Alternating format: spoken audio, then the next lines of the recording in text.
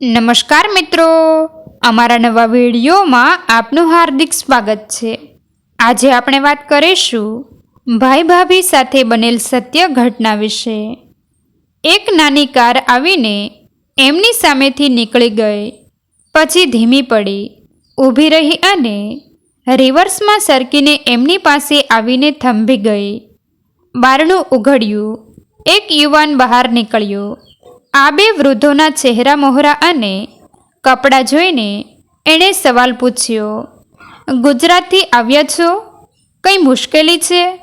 હું મદદ કરી શકું? "Idiots, you dirty pigs, get out from here right now at this very moment." અમેરિકાનું ન્યૂયોર્ક શહેર, રાતના 10 વાગ્યાનો સમય હતો। વર્ષોથી સ્થાયી થયેલા એક ગુજરાતી પરિવારમાં ભજવાઈ રહેલું એક શરમજનક દ્રશ્ય। પોતાના ઘરે આશરો લઈને પડેલા એક આધેડ પતિ પત્નીને ઘરની સ્ત્રીએ ગાળો ભાંડીને અપમાનિત કરીને ઘરમાંથી નીકળી જવાનો આદેશ ફરમાવી દીધો।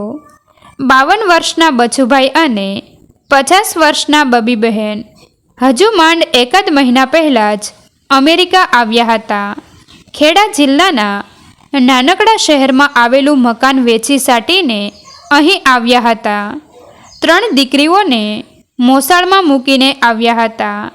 કોઈ પારકાના ઘરે નહોતા આવ્યા, પણ બસુભાઈની માં જાણી બહેનના ઘરે જ આવ્યા હતા।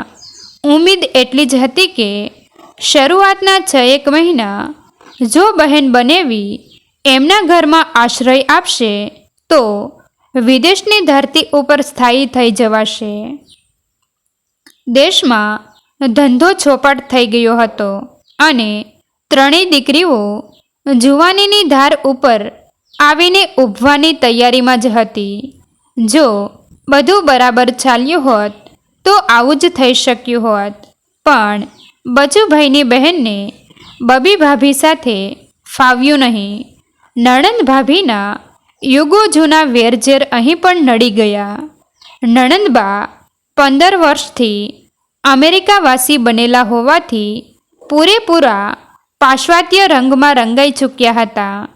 ભાઈની મુશ્કેલીઓ, ભાભીના ગામઠી સંસ્કાર અને જૂનવાણી રીતભાત એને હજમ ન થઈ શક્યા। ન સ્થિતિ જોઈ ન સમય અને કહી દીધું, "get out from this house." Bachubhai અને બબી બહેન 4 ચોપડી જેટલું ભણ્યા હતા। બહેનના શ્રીમુખમાંથી સરી પડેલી ગાળો તો એમને ક્યાંથી સમજાય, પણ જે શૈલીમાં એ અંગ્રેજી વાક્યો ફેંકાયા હતા એ પ્રેમભર્યા કે નિર્દોષ તો નહોતા જ, એટલું એમને સમજાઈ ગયું અને બારણા તરફ સિંધાયેલી આંગળી તેને સમજાઈ ગઈ હતી। બહેનને સમજાવવાનો કે કરગરવાનો કોઈ મતલબ ન હતો। છેલ્લા થોડાક દિવસોથી એનું વર્તન બગડતું જતું હતું। બચુભાઈ અને બબી બહેન પોતાના કપડાની બેગો ઉંચકીને તે જ ક્ષણે ઘરમાંથી નીકળી ગયા। હાડ ઠારી દેતી ઠંડી, ગરમ વસ્ત્રોનો અભાવ, અંગ્રેજી બોલવા સમજવાની અસમર્થતા અને તાજા કરણી પર ઘા જેવો આઘાત વાગ્યો। બંને જણા રસ્તાની ફૂટપાથ પર બેસી પડ્યા, જાણે અધરાતે મધરાતે કાતિલ ઠંડીમાં થીજી જઈને મોતના શરણમાં પહોંચી જવાની માનસિક તૈયારી ન કરી શક્યા હોય તેવી જ રીતે તે સડક પર બેસી ગયા। એકાદ કલાક આમ જ પસાર થઈ ગયો। ત્યાં એક નાની કાર આવીને એમની સામેથી નીકળી ગઈ, પછી ધીમી પડી, ઊભી રહી અને રિવર્સમાં સરકીને એમની પાસે આવીને થંભી ગઈ। બારણું ઉઘડ્યું, એક યુવાન બહાર નીકળ્યો। આ બે થરથરતા વૃદ્ધોના ચહેરા મોહરા અને કપડાં જોઈને એણે શુદ્ધ ગુજરાતીમાં સવાલ પૂછ્યો, ગુજરાતથી આવ્યા છો? કંઈ મુશ્કેલી? હું મદદ કરી શકું છું? સાવ સીધા સાધા 3 જ નાના સવાલો, પણ જે સંજોગોમાં એ સાંભળવા મળ્યા એનો જ પ્રતાપ હશે કે જવાબમાં બે આધેડની 4 આંખોમાંથી મહી નદીના પાણી વહેવા લાગ્યા. બચુભાઈએ જવાબ આપતા પહેલાં આસમાન તરફ જોઈ લીધું. વાહ રે મારા રણછોડ રાય, ડાકોરના ઠાકોર, તે ખાતરી કરાવી દીધી કે તું ખરેખર છે. નહીંતર મારી સગી બહેન અંગ્રેજીમાં ગાળો ભાડતી હોય ત્યારે આ અજાણ્યો જુવાન મારી માતૃભાષામાં કાં વાત કરે? બબી બહેને રડતા રડતા પૂરી આપવીતી વર્ણવી દીધી. જુવાને કહ્યું, યુ ડોન્ટ વરી, માફ કરજો, હું ગુજરાતીમાં બોલું છું, તમે ચિંતા ન કરશો. અત્યારે આવા સમયે તો હું બીજું શું કરી શકું? પણ તમે બેસી જાઓ મારી કારમાં, હું એક રૂમ રાખીને રહું છું. આજની રાત તમે મારી સાથે રહેજો, પછી શાંતિથી વિચારીએ કે શું થઈ શકે તેમ છે. ગાડીમાં બેસીને બંને જણા રૂમ પર ગયા. યુવાન સૌરાષ્ટ્રના ગામડાનો હતો. અહીં ભણવા માટે આવ્યો હતો, સાથે નોકરી પણ કરતો હતો. પરસેવો પાડીને પૈસા કમાવવા અને કરકસર કરીને ખર્ચ કાઢવો એ એના 2 જીવન મંત્રો હતા. એમાં આ 2 જણાનો બોજ આવી પડ્યો. ફ્રીજમાં ઠંડી પડી અને ઠંડી પડી ગયેલી સેન્ડવિચ કાઢીને માઇક્રોવેવમાં ગરમ કરીને યુવાને મહેમાનોને ખવડાવી, પોતે પણ ખાધી, દૂધ પીવડાવ્યું. પછી જમીન ઉપર 3 પથારી પાથરી દીધી. બબી બહેન બોલી ગયા, બેટા તારું નામ તો કહે. ઋગ્વેદ. પણ અહીંના લોકો તો 7 પેઢી સુધી શીખે તો પણ આ નામ બોલી ન શકે, માટે મેં જ ટૂંકું કરી નાખ્યું. અહીં બધા મને રોકી કહીને બોલાવે છે, પણ તમે મને ઋગ્વેદ જ કહેજો. બચુભાઈ હસી પડ્યા. બેટા મને તો કદાચે ફાવશે, પણ આ તારી માસીને એવું અઘરું નામ નહીં ફાવે, એના માટે રોકી જ રહેવા દે.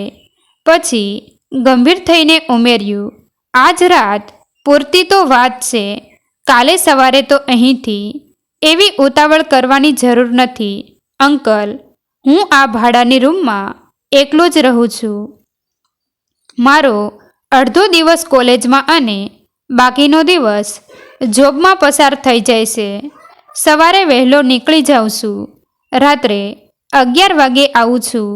તમે જો અહીં હશો તો મને 2 વાતની નિરાત રહેશે. મહેમાનોને પહાડ જેવા ભાડમાંનો ભાર ન લાગે એ માટે રોકીએ હસીને કહી દીધું. સવારે જતી વખતે મારે બારણું લોક નહીં કરવું પડે, અને માસી જો ચા બનાવી આપશે તો મારે ભૂખ્યા પેટે નહીં જવું પડે.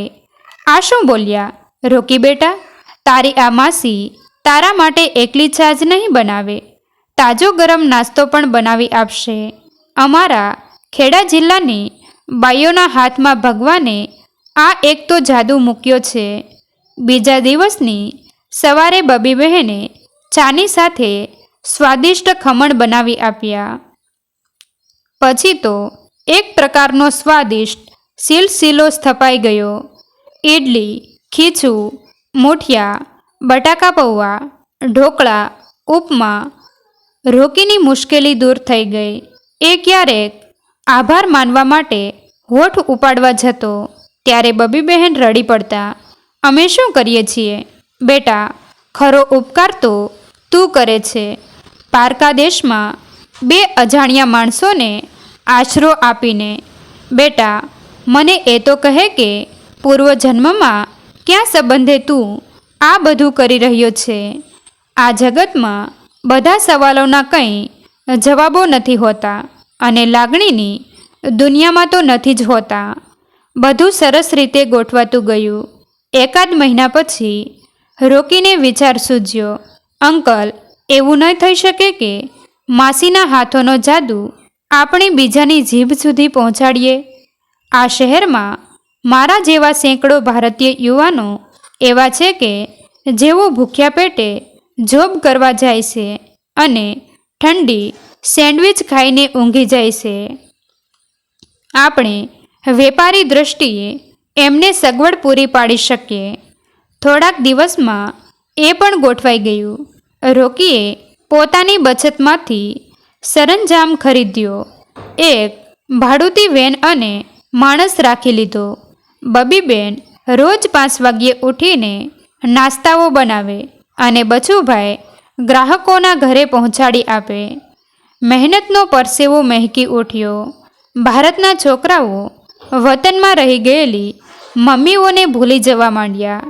3જા મહિને રોકીએ સાવ બાજુમાં એક બંધ પડેલી રેસ્ટોરન્ટ ભાડે લઈ લીધી.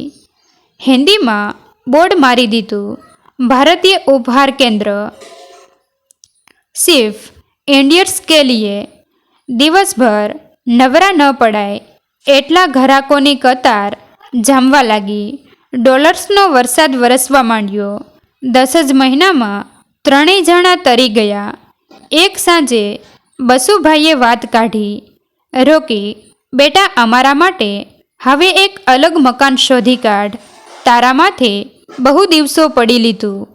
ના બેટા, તારી કશી ભૂલચૂક નથી થઈ, પણ અમારો વિચાર એવો છે કે અમારી 3 દીકરીઓને અહીં બોલાવી લઈએ અને તારી સાથે કયો સંબંધ છે જેના કારણે અમે તારા માથે બોજ. બસ અંકલ, હવે વધુ ન બોલશો. મકાન તો આપણે મોટું લેવું જ પડશે. 3 દીકરીઓને પણ તમે તેડાવી લો, પણ આપણે રહીશું તો સાથે જ. એક બીજી વાત, તમે બંને વારંવાર પૂછ્યા કરો છો ને આપણી વચ્ચે કોઈ સગાઈ કે સંબંધ નથી. હું તમને પૂછું છું, તમારી મોટી દીકરીનો હાથ મારા હાથમાં સોંપશો? પછી મારે તમને અંકલ અને માસી કહેવાની જરૂર નહીં રહે. અરે પણ તમે બંને જવાબ આપવાને બદલે રડી શા માટે પડ્યા? બોલો, કંઈક તો બોલો. બોલી ન શકો તો માથા હલાવીને તો હા પાડો. આવા સુખની તો બંને સપનાએ કલ્પના નહોતી કરી. બસુભાઈએ અને બબીબહેને માથા હલાવીને નહીં પણ ઋગ્વેદના માથા ઉપર હાથ મૂકીને હા પાડી દીધી. લોહીની સગાઈથી પણ સળિયાતી રહી અહીં માનવતાની મહેક. મિત્રો, તમને જો આ વિડીયો પસંદ આવ્યો હોય તો વિડીયોને લાઈક અને તમારા અન્ય સગા સંબંધી મિત્રો સાથે વિડીયોને શેર કરવાનું ભૂલતા નહીં. અને આવા જ નવા જીવન ઉપયોગી, જીવનમાં કંઈક નવું કરવાની પ્રેરણા મળે તેવા વિડીયો જોવા માટે અમારી ચેનલ સાથે બન્યા રહો. થેન્ક યુ મિત્રો. મળીએ છીએ એક નવા વિડીયો સાથે. આભાર.